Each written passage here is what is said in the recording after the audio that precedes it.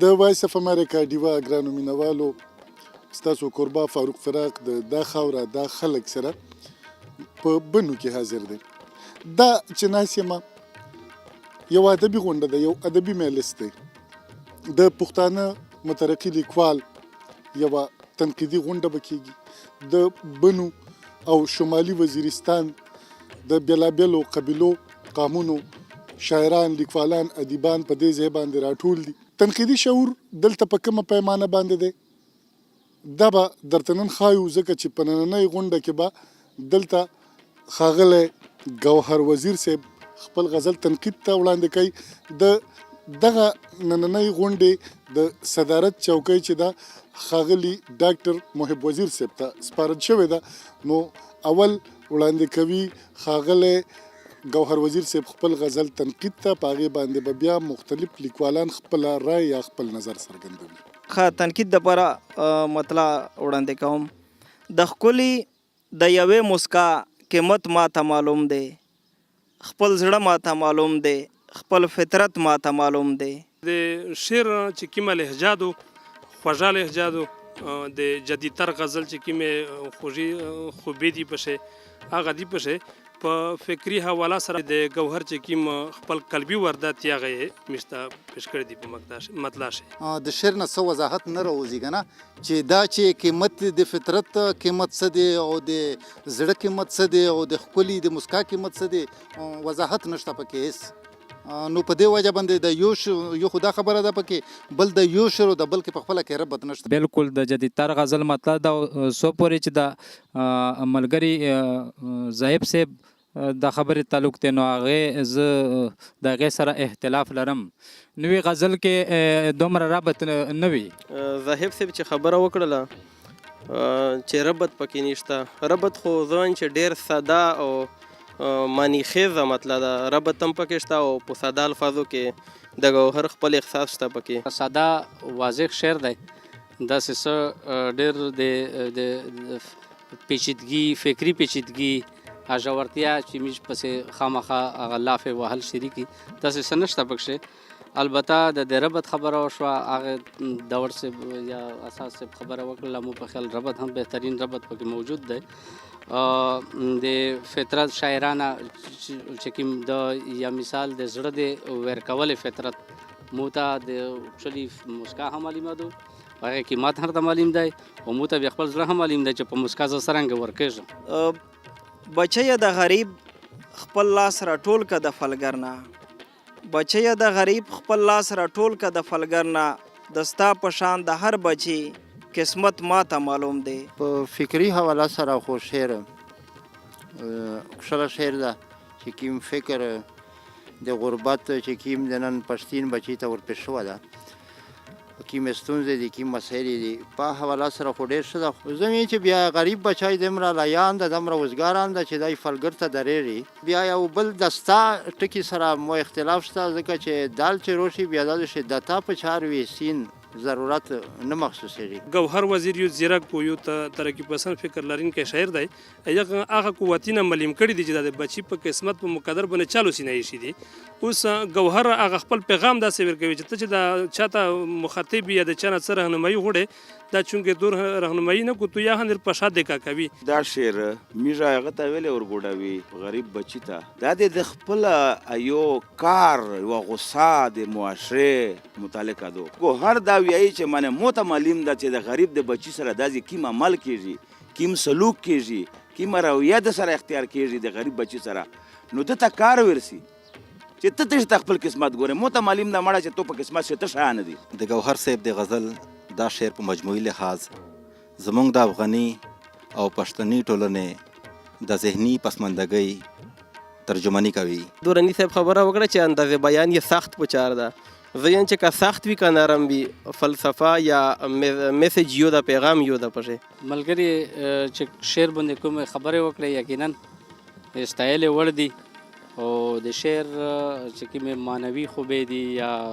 جمالیتي خوبې دي او هغه ته رسایي ممکنه شوه. البته یو خبره ده چې فلګر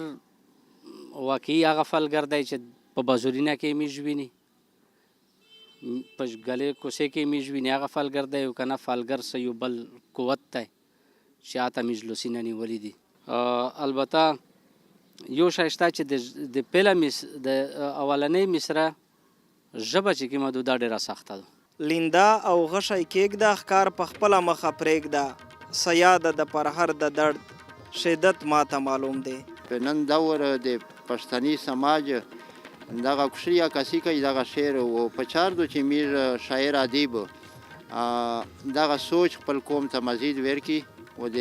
ټیپک په زوی د غشي په زوی د لندې په زوی د قلم و د کتاب سوچ ورکي. سیاد و شکوری شه مو په خیال شه فرق تا سیاد په ټیپک په لندا په غشي شکور ولته سیاد نه ویای. سیاد په شکوریونه شه هغه سړی ته ویای چې د کاروبار د ژمدی مرغونې نیول وي او بیا په قفس شه بندوي. که چېرته میژ دا شعر داسې روخولي چې ماشاءالله نن سره ووندي که نه کیم قتل عام راوندی او که چېرته چې کومه د فرض کا میژ دا روخولي داسې نو بیا د یو قاتل دپاره د سیاد یو معصوم نوم دی که نه نو بیا د قاتل دپاره دا مناسب نه دی او عام د ولس دپاره د شکار نوم ورکول چې کومه دا مناسب نه دي. خو زه نه پوهېږم چې یاره میژ د عام مرغې ته شکور ویلی شي که نه شي ویلی تر څه پورې چې مرغې مې شکور کړي یې نه وي. سیاد غش لیندا د جبر د تشدد لپاره استعمال شوی دی چې غشی په خپل هم د تشدد یو نشان دی او لیندا په خپل د تشدد نشان دی او دا دوه شیونه چې چا په لوشي بیا په خپل د تشدد یو کردار وي. نر گوهر چونکه یو نرم انساني ټولنه غوړي چې را داسې د جبر نه وي، تشدد ده نه وي، نه انصافي ده نه وي.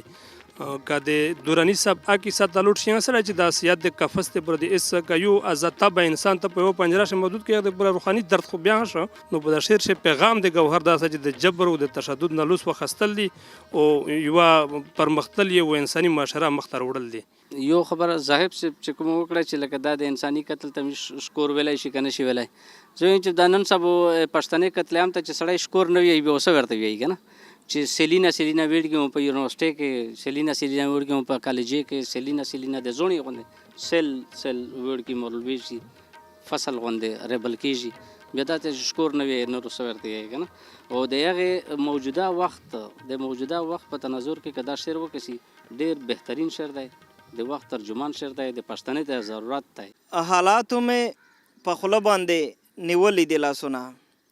حالاتو مې په خوله باندې نیولې دي لاسونه، هر څوک ستا د سترګو ضرورت ماته معلوم دی. د ګوهر صاحب دې شعر ته که زه بیت الغزل ووایم نو بده به نه وي. په دې شعر کې د ټولنې اجتماعي استحصال په ګوته شوی دی. انعام صاحب خو دې شعر ته بیت الغزل شعر وویل خو زه ورته چونکې بیت الغزل شعر د ځکه نه شویلی یم چې د وجودیت چې کومه فلسفه ده هغه شی د کرب و د اذیت د یاسیت د مایوسي د دغه شعرونه یا د دغه فکر وي